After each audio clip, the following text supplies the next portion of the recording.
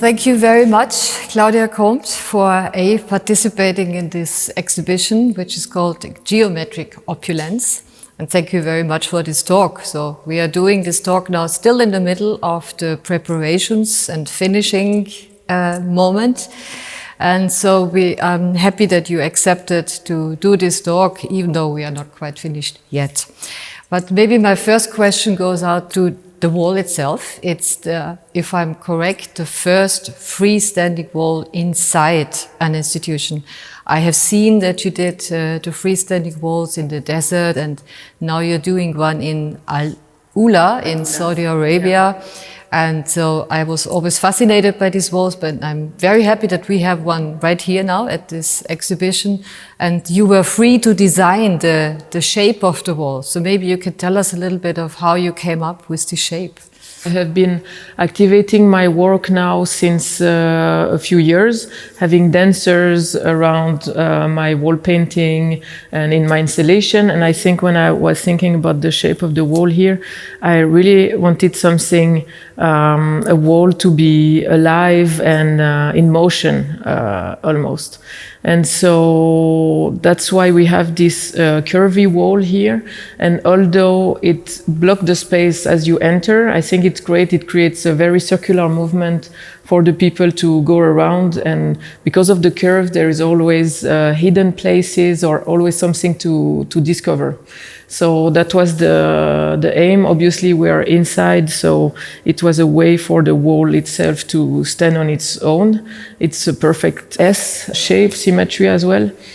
And this one is higher than all the other walls I have done. I feel that it has a really amazing sculptural quality. So I completely agree that sculpture is usually seen as something where the spectator moves around. Yeah, no, you're right. I'm particularly fond of those projects because they are half painting, half a sculpture. It's half a kind of gigantic canvas. It's really this movement that it creates in the room that I think is really interesting for the viewers to experiment. This morning I also heard that the work has a title. The title is Heads and Tails.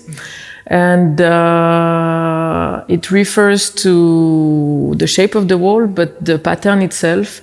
When you enter on the other side, you start with the tail, and as you move around, you finally end up with the head here.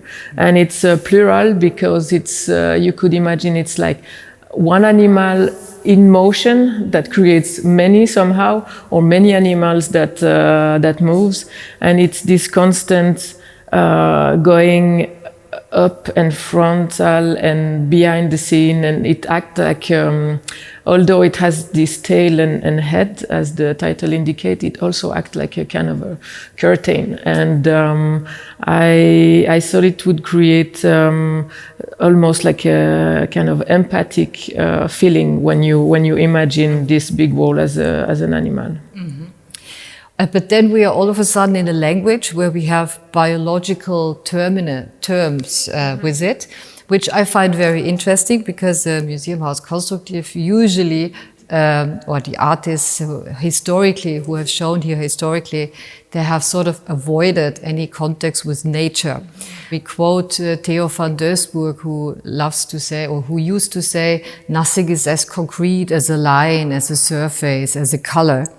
And in your latest references, you are actually quite quoting nature a lot. And you also have said that you were quite inspired by the images Ernst Haeckel, the German biologist and philosopher, has done.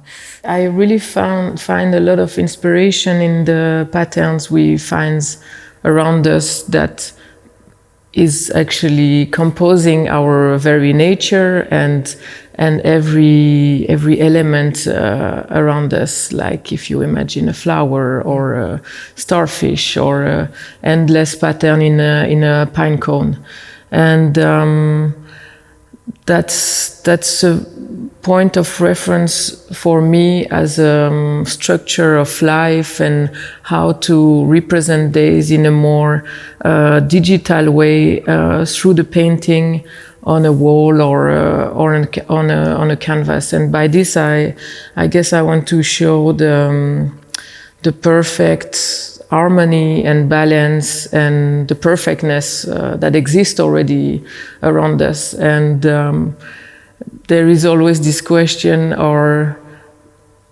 we inventing mathematics, or are mathematics already existing and we are finding out about them? And I also find this fascinating. So looking at the drawings and incredible paintings from Ernst Haeckel has been really, really fascinating for me in this sense.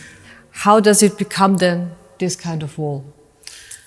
Yeah, it starts for me with drawings, pencil drawings, and then all the patterns are computer generated. So I'm really using technologies from the 21st century to realize an idea of something I have digested from many references I have looked through. You know, for example, how can you represent or how do you think looks like the cry of a whale, or if you would zoom into a flower, like microscopic zooming, you know, or maybe coral, you know, and that's what I think about when I start to draw those patterns. And I always set different rules: a number of lines, the length of the wall that will then exist again in the reality, not only in my mind. And the width of the lines, and then what all those lines should do or how they would act, and how to bring this to, again, something alive. And so having worked first with the computer, then the technique is to apply vinyl sheets. So as not opposition, but as a complementary, like as a reference of the wall painting in the cafe, which is actually really nice to have both now next to each other. The wall painting in the cafe was made 9 years ago. So at the time I was applying tape by tape. So I've applied kilometers of tape by hand. And then as my work evolved, I needed to use machines like plotters. And so now with my team, what we do is that from the digital file, we cut those sheets that are about a meter width. And by different application, only the vinyl remains on the wall, and then it gets pressed and protected with white paints or whatever color that is in the background, and then it gets painted over completely black. So I like this technique a lot because first of all, it permits me to go really crazy with what I want to draw. You know, a human brain cannot conceive exactly those curves. This is just impossible. So since I'm using the computer, it's a machine that needs to cut what was drawn in the computer.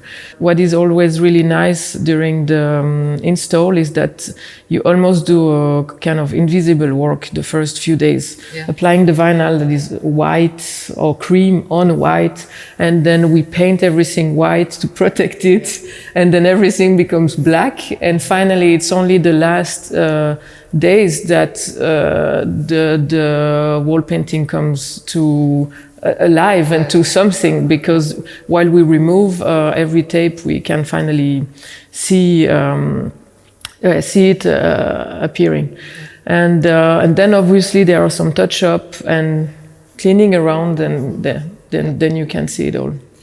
Very often in your interviews and texts, you're referring that it has become more and more important to you to really think about ecological questions and issues of our resources and how we deal with it.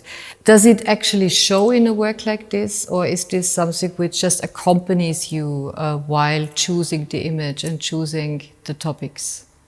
Yeah, I think it's a bit of both. I think despite being really critical about what is happening right now on an ecological level, I think the aim for me is really to represent the perfectness of those structure of life that we should and we have to preserve.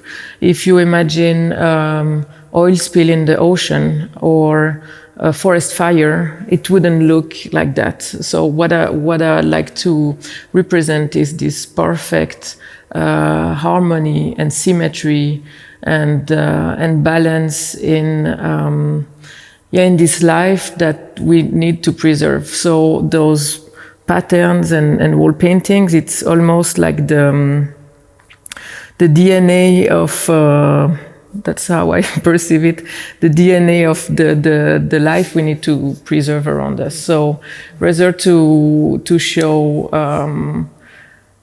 negative energy, I like to show what's good, what we should remember as aim to achieve. Thank you very much, Claudia.